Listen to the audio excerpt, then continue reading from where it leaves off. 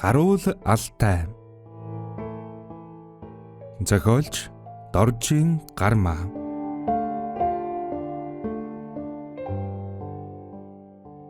Харуул алтайн ус нь хадаа дагаа дурсан. Хам буур лав минь одоо манига гээд суун. Эргэл булгийн ус нь эргэн дагаа дурсан. Эмгэн буурал ээж минь эцгийн маниган гээд суун. Баруун Монгол ардын дуу.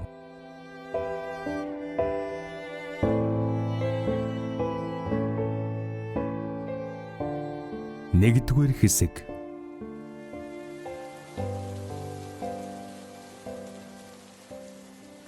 Бороо арилсангүй. Алдаан мөнх цас дөргилүүд хөдөнтөн дүн хийж өглөө эрт зүүд зөнгийн юм шиг сэвсгэр цагаан манан хадасган дундуур аажуухан хөвж байлаа. Өв сургамал явахын тоолонгоор хөлд ороолдон хажуугийн бяцхан горих үерлэн чимээ сүр нэмж хад руу хүрхрэтэн буух дуулдан. Анчны отог ажин түжин. Зүлгэн дээр аргамжсан морд дээшилж цадаад хүйтэн бороонд чивэрсэн байртай дэлэн норж налаад салхи хүрүүтэн зогсож байм. Тэнгэрийн бүүдгэрийг дагаад ч тэрүү морд майхан голын эргийн ганц хайлаас зэрэгэлдэг хад цөм тэрүүхэндэн сүүмэлзэн харагдаж юухчим хүлээх мэт чимээ алдарчээ. Хаян бөмбөгөн додортой хуучин цэрэг ногоон цуван өмсөж майхныхан гадаа хэсэг зур газар жирийн зангаар тэнгэрийн байдлыг ийн шинжин зогсоод сүүлчийн бороо гэж хайта юуч гэхв. Цаг өөрийн ирэхгүй ирж намрын сэр уржээ. Хэдхэн хоноод цас дарахгүй. Хөхөн дуухалдаж аргагүй л хүүтний ам наашлаавь гэж бодов. Хаян чихрүүцэн гаргах гэж хээж сунайж хажуугийн хүн сонстол хурууга нүжигнүүлэн тулгын гурван чулуурууд дөтлөв. Норжгүй гэж эмээлийн тогмоор хужсан аргал харган нь сайхан хуурайгаар ам байв. Галын таармал хайчаар нойтон үнсийг малтаж аргал зэрэглэн харган хугалж чүтэнцэн гаргалаа. Чингидэл горихны тэнд хүний хөлөөр чулуун өнхөрхийг сонсоод цочин толгоогон өргөж харав. Мадам ямар нэг зүйлд ихэд гонихэрсэн шинжтэй бүх тийс хийгээд ирж явлаа. Энэ усан борооноор хар өглөөгөр юугаа хийж уссан юм болоо. Хэмээн хаян бодож галан асаахан төвдөн өндөв. Буурал усан аргишаа хийсч гоёмсог цовных нь хормо салхинд дэрвээд авга чөөхөн алгалсаар ирж явва. Мадам гэж Францаар хүнтэй суусан бүсгүй хүнийг хэлдэг гэж өчигдөр хаян хэлмэрч залуугаас мэджээ. Хэд хоног хамт явахдаа хаянгийн тааж ядсан нэгэн зүйл гэвэл энэ авгаан аяг зам байлаа.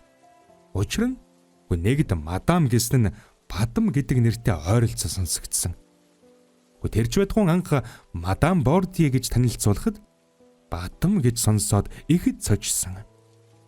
Хоёрт гэвэл сай гавга эдэр залуудан харь газар одож таньдан өвхөж үргэлжсэн нэгэн сурвалжид гэрийн бүсгүн төрхийг өөрийн ирэхгүй санагдуулсанд хаян одоо хүртэл гайхан эргэлзсээр яваа билээ.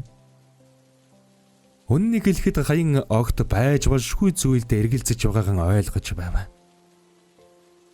Францаас нөхрөн тагаж жуулчлахаар ирснийг бодсон ч монголоор ганц ч үг хэлэхгүй байгааг харсан ч харь газрын энэ түргүү намхан хөгшин яавч бадам бишээ гэдг нь тодорхой байлаа. Тэгвч сэтгэл гэдэг сониуч болохоор хаян эргэлзээгээ буруутгаж бас үл чадна. Нутгийн анчтын ярдгаар бол ноён Бордье ангийн тэнгэр муутай хүн бол та. Отогт ирж буусан анхны өдрөөс бороо үргэлжлүүлэн ороод майхнаас хамраамж цохиулгах чөлөө олдсонгүй. Нутгийн анчтан ярьдгаар бол ноён Бордье ангийн тэнгэр муутай хүн бол л доо. Отогт ирж буусан анхны өдрөөс бороо үргэлжлүүлэн ороод майхнаас хамраанч цугуйлгах чөлөө олдсонгүй. Хаян өглөө бүрийн эртлэн босч тэнгэрийн байдлыг харах авчаа. Хурамст тэнгэр харин хүмүүсээс анган харамлсан адил хуралдсан үүлэн цаанаас наран ганц чудаа цугуйсангүй. Одоо бол өдөрт Бордье ноёнтон давхар цуваа нөмөрч харуулалтан улсыг дэмийл хэдэнтэй дурандаж хүлээн авах чам бахируулан мэдээ сонсохоос өөр хийх юмгүй өнжиж байв. Хавгай нь өдөржин унтаж заримдаа юунаас ч болдгийм хоорондоо маргалдах дуулдана. Мадам бол туранхаа биетэй, намхан нуруутай, нүүр царайнаас нь дорн дахны төрх ээлт мэдэгдэм. Жара гарсан гэхэд алхаа гიშгэн сүрхий хөнгөн шингэн. Ялгүй майг хөлн хүртэл нодгийн торгууд самгадыг санагдуулам нэгэн байв. Алдан уул нурууд хад бут голгорхийг өдөржин дурандаж зогсох юм уу? Бороо зогссон үед залуу босгүй шиг хөнгөн шалмаг алхаж намар орон цэцэг түн өв сургамлыг үнэрлэж явдаг сонин зантайг нь хаян бас ажиглав. Өв сургамал үнэрлэх нь саваагүй хүний ердийн зангаас тис өөр. Айлэрт орхиж гээсэн нь одоо жухам үнэрээр нь таньж авах гэсэн шиг удаан нугацтай үздэгт хаян гайхна. Бас хэдэн цагаарч хамаагүй уул усыг ажиглан зогсохыг нь үзвэл номноос хаянгийн нэгэнтэн уншсан шиг гээгдсэн залуу насаа олж харах гэсэн адилаа. Хүний ажимдрал гэдэг чулуун гэрвлүүлж тоглохтой адил болсон. Хувь заяа хүнийг яаж чургуулж төөрүүлж чадна. Хувь заяа төөрөлдөж амьдралын зам нэг буруу эргэхтэн хэнээгч хаан чаваачж хайж чадна гэдгийг хаян сайн ойлгож байлаа. Тийм ч учраас хаян энэ авуугаан харийнхнаас огт өөрөөр аашлан авирлахыг хараад хорхоо аруул торгуудын санз боов зэлтийг ер эрэлэх цэрлэх юмгүй дуртай иддгийг нь бодоод эргэлцэг нь лавшруулахад хүрэв. Гайхалтай нь авууга монголоор ганц ч үг хэлэхгүй. Франц хэлээр юу ч юм дуржигнуулан асуудаг нь сонин сонсогдно. Байцгүй. Авууга яагаад ийм эрт босов? Түүний босхийг би яагаад мэдсэнгүй лээ? Ер өнөө хоёулахнан байхтан монголоор юм асуувал яадаг бол тийч хаян гинэт бодов. Өглөө эрт өвсний шүүдэрт гудлан норсныг эс хайхран Бордье авгаа толгой бөхөөлгөн алгасаар ирсэн хаян гарч цочсон юм шиг зогдусав. Эцвүлэв та ч ийм эрт боссон хэрэгүү гэж хаян дуу алдав. Бордье авгаа толгойд өгөж тулхын гурван чулууны хажууд суугаад хуурай харганаас хугалж шидэв. Хаян шүдэнд зурж гал гаргаад салхинд унтраахгүй гэж алгааран галгалан байж харганд асаажээ. Чүдэнцний гал зөөлн ноцхгүй хуруу мэт улаан дүлнүүд хуурай харганд авалцаж шингэн цэнхэр утаа өөдөн босов. Бордье авгаа даарсан мэд хоёр гараан гал дээж хээрийн утаа үнэрлэн явган суухад самнаж амжаагүй бодомол улаан хүрэн ус нь дал мөрөн дээгүүрэн задран унав.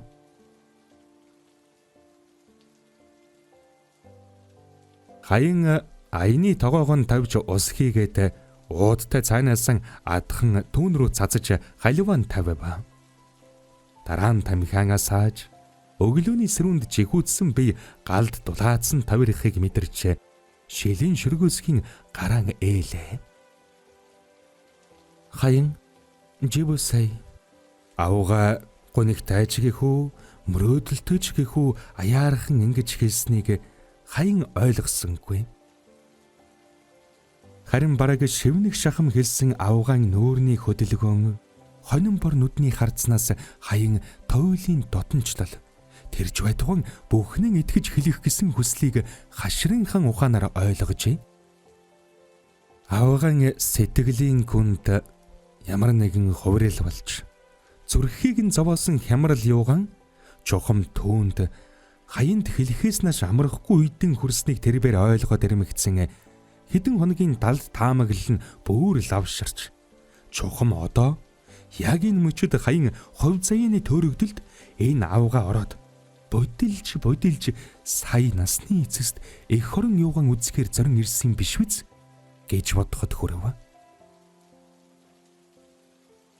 Авгаан сэтгэлийн хямралыг зад татж нэгэн дөнгөрсөн боловч өнөө хүртэл зүрхийг эмзэглүүлсээр байгаа залуу халуун насны мартагдшгүй хайрын дурддгал юуган нэгэн санаж бүгдийг дэлгэж чадах хүн аравднана он цагийн хүлээлтэн эсдэлэн мөнхийн нойронд давтаад хитгэн хонож байв.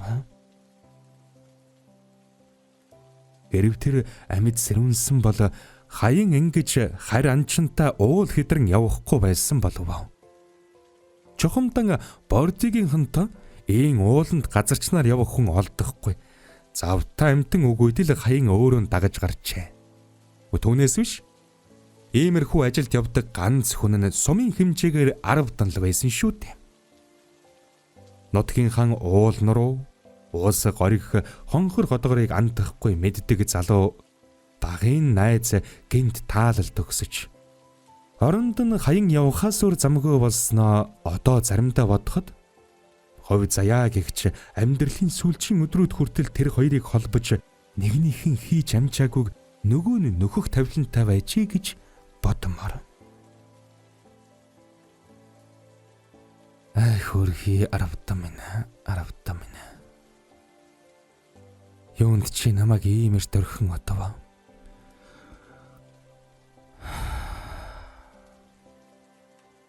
Төвний тухай бодох тоолондон цээж нь уйдахар харуулслаар бөглөрн ирдэг тул хаян өөрийн ирэхгүй санаа алдав. Төвний сэтгэлийн энэ хямралыг борди авгаа ажиглаад гайхсан юм шиг харахад хаян нүүр буруулан алсын уулын толгой ширтэв. Яг энэ сацуу харь майхнаас хөгжмийн бүдэг дуу сонсогдож борди ноёнтон бөгшүүлэн ханыхан дуулдлаа. Үчингтэл хэлмэрч залуу майхныхан үүдэр цугуйч хэзээний зангаараа богино өмдтэй нүцгэн гүйсээр горих руу очив. Авгаач сэрэмжилсэн харцтай болж бушуухан босоод майхан рууган явлаа. Манан аажмаар хөөрөв. Зөөлөн сэвсгэр манангийн завсраар үе цэлмэг тэнгэр цугуухад бороо холдож нар гарахны гэж хаян баярлан инэв хэлв. Тэнгэр цэлмэх юм бол харангуучин мэдээжэр цаг алдалгүй уулууд ярах биз. Чингэвэл зав чөлөөгүй болж өдөржин алтан уул хадаар хийсэн таних болно. Харь газрын ангуучин аль нэг саваагүй амтэн шиг аль таралцсан буудахгүй. Айхтар татдаг хоёр нүдний дуран гаран харж цайшгүй хэрэгтэйгэл сонгож буудна. Тийм ч учраас ангуучинг дагна гэдэг ердийн хүний хийх ажил биш байв. Чингэж явахтан мөнөх ангуучид дэлхийд хосгүй янгирын урд тэврийг л хайдгаас биш өөр зориг өгүүгээр аравдан олонтой хаянд ярьж үлээ. Эхний өдөр ч гэсэн борди ноёнтон хаян дагуулan отгоос голдож алдан хүрэн уулсын орой дөгтөл мороор явахтан хадан дээр эврэн сэрэлхэн зогсоо хээрийн догшин ямаануудыг зөвхөн дуранцснаас биш буун дуу гаргасангүй.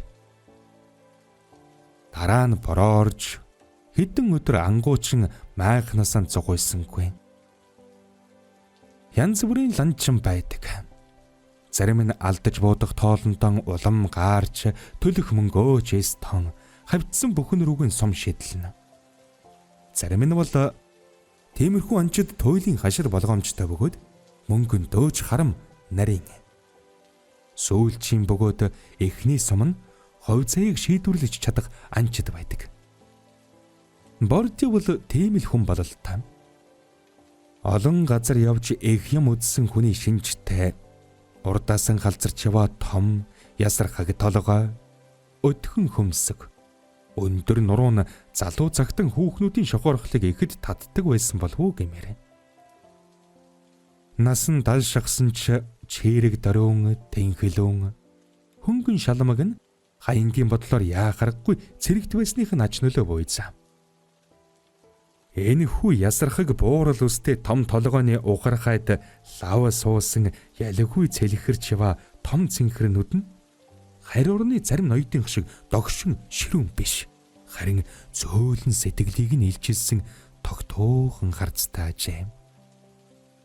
Хэлмэрч залуу Бакин бард гэж нэрлсэн санчгийг нээлтэн эзэлсэн хууз нь цав цагаан болдлон бууралцсныг үзэхүүл Бордын ноёнтон сурвалжит гэрийн босгоноос холдохгүй их эзгийн инхрийлэлд багаа сэргэлэн хэвтээгүй. Харин ч олон газар явж их юм үзснийх нь гэрч болов уу гэмээр. Ухаанаас хэд хэдэн сурсныг мэдэхгүй ганц нэг монгол үгийг торгууд аялахуугаар цэвэрхэн аргагүй хэлжигдэх нь гайхаж төрүүлнэ. Харвас тэр эхнэртэн сайн ер нь авгайн хоолыг аманд нь хийж татдаг тамхиг ойртуулж өгөх шахана. Бороотой өдөр Европ маягийн олон оосор татваргаар бэхэлсэн майхныхан буланд хэвтэж хүлээн авагчаар холын дуудлага сонсон суухыг нь хаян олонтаа үзв. Тэн суухад шүүлтүүртэй урт янжуурн эрэгддэг таглаатай хавтгай шилтэй хүрэн дарсан хажууд ямагт тавиастай байна. Юуг л сонсох гэж ингэж өдөржин хүлээн авагч бахируулдаг юм бол тоо гэж нэгэнтэн хаян хэлмэрчээс асууж билээ. Эдний баг хүү Африк оронд хөлсний цэрэг болж дайтахаар явсан байгаа. Тэгээд сүүлийн үеийн мэдээгээр тэр орны байдлыг мэдхэл гэж хүлээн авагчийн янз бүрийн долгион тааруулж сонсдог болол та гэж болдоо хэлж билээ. Хаян тэр Африк оронд юу болж байгааг сонноос уншсан болохоор сайн мэдэж байлаа. Зимбабwe оронд ч биш өмнөд Африкаас Ангол орн руу үргэлжлэн хийж байгаа төрөмгийн дайнд Францын хөлсний цэргүүд оролцсон байгааг буруу шаасан өгүүлэл саяхан үнэн сонинд хэвлэгдсэн байлаа. Улс төрийн өнөөгийн иймэрхүү нарийн төвөгтэй бодлогын цаад учрыг дипломат хүний хэртэй мэдэхгүй ч гэсэн туулж өнгөрүүлсэн амьдралынх нь туршлага түүнд шин тутам хөгжиж байгаа Ангол оронд занал хийсэн аюулын утга учрыг хэлж өгсөөр байгаа билээ. Иймэрхүү явдалд империалист том гүрнүүд оролцдгийн цаад бодлогыг ч хаян бас төсөөлж байлаа. Тэгээд хэлмэрч хүүгийн хэлснийг хашрынхан ухаанаар дотроо задалж бодоод энэ ангуучин эцэг түүний эхнэр хоёр улс төрийн төрөмгийн бодлогын шоглоом дөртөж хүүн чухамдалтын 9 бүсийн танд оролцсны төлөө сэтгэл зовж байгаа юм байжээ гэж ойлголоо. Бонжоо. Бордын ноёнтон далайн эрэгт өмсдөг гандаж цайсан тайранхаа өмдтэй нүцгэн гарч ирээд нарны байдлыг харан зогсож энийг хэлв. Та сайхан амарв уу? Сайн. Бордын ноёнтон тэнгэрөөд харж тэртэй уулын энгэр дээр нарны гэрэл үүлэн завсраар тусныг заан ивсхийг сунжруулан дуудаж байнга хэлдэг. Сайн гэдгэн давтав. Иш хөөрхийдөө. Хэчний хоног бороонд хоригдсан амтэн чинь ажлаа бодлохгүй яах вэ гэж хаян өрөвдөн бодов. Хаян ч босч хоёул уулсын зүг харж зогсоход зөөлөн салхи газар нүрийг элбэн таална.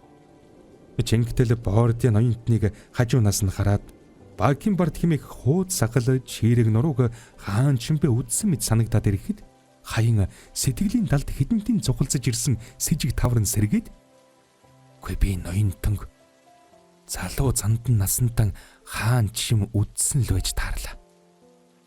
Арай шинжаанд биш байгаа та" гэж бодлоо. Тийм байхад үгүй гэхийн газаргүй юм. Хаянгийн сэтгэлд байгаа далдын олон үзүүртээ тааварч аажмаар өөр хорондон үл үзэгдэх сэжмээр холбогдоод ирэх шиг болов.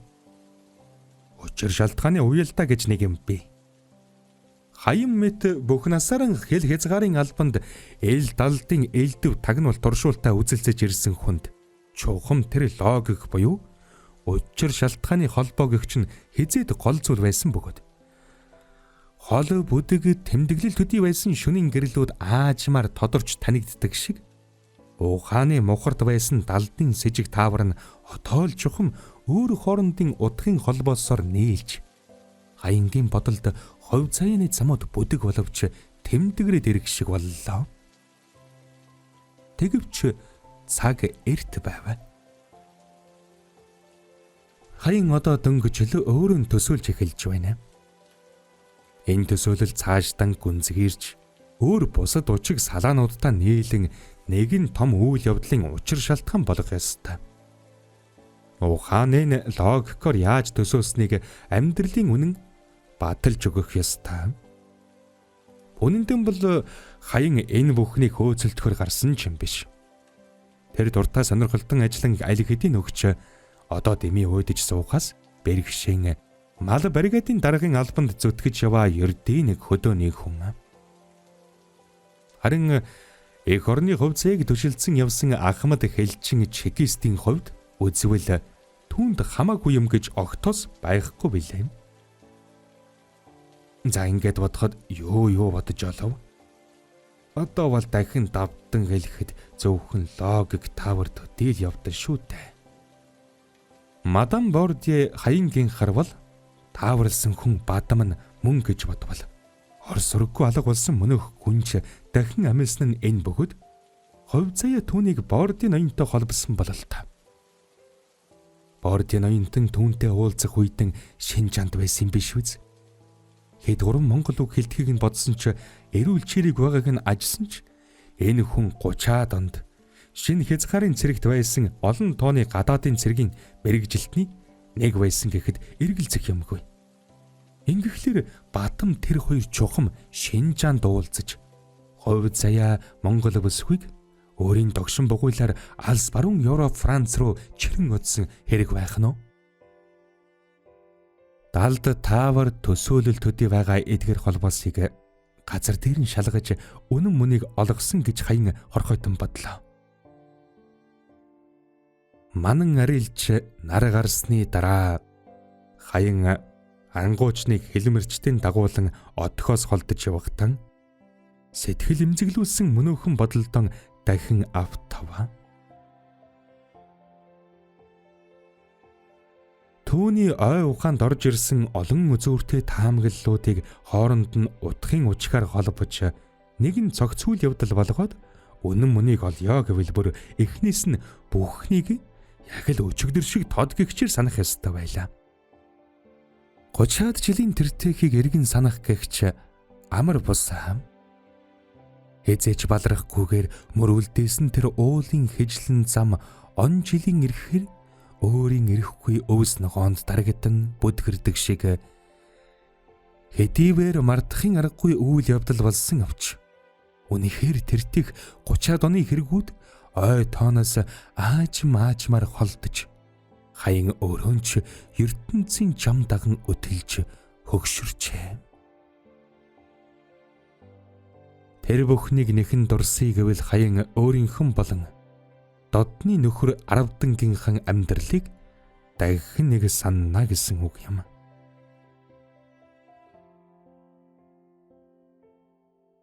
Алтан цавчин мөргөлийн хаан ихтэй ханан хаданд бүргэд үүрэн засдаг гэлцэн. Алтан хүрэн бүргэд ангахахан дайлчигүр оргомогц мөнхүү цавчин мөргөлийн ханан хаданд байх үүрнээс түлхэн унагадаг гэлцэн. Хэрв ангахаа дайлчигүрэн дэлгэн нис чадах аваас хорвоо дэлхий дээр элен халин нисэх хүч тэнхэгэн өөрөн олж тэр чигээрэн жигүүртний тоонд ороод буух газраа өөрөө сонгон зөөлөн боно. Хэрв эс чадвал хоёр бяцхан жигүүрэн дэлгэж эсж амживал хувь заяаны доог дохуу болж алтан нарийнхан хавцлын ёроолд чулуу шиг унаад дахин үл өндийнэ. Амьдрал өөрийн хүчээр тийм өндөр дээрээс түлхэн унгаж Ангийн тэмцлийн догшин шуурган дунд хүн гисэнтэн өндийн дайлжигүр юуган дэлгэн өндөрт нис чадсан хүн гэвэл 10 дан мөн билээ. 10 дангаан байгаа төрхөөр нь санах гэж хаян хичээв.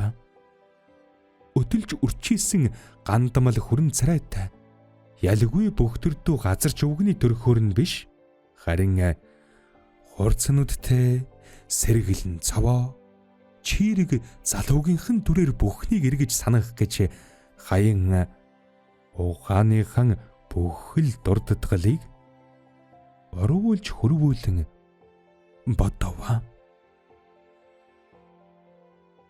Энэхүү номыг Мөнхийн үсэг компани хэвлсэн байна. Болорсудар паблишинг. Энэхүү сувагт орж байгаа ном нь бүтэн хувилбараар хизээж орохгүй.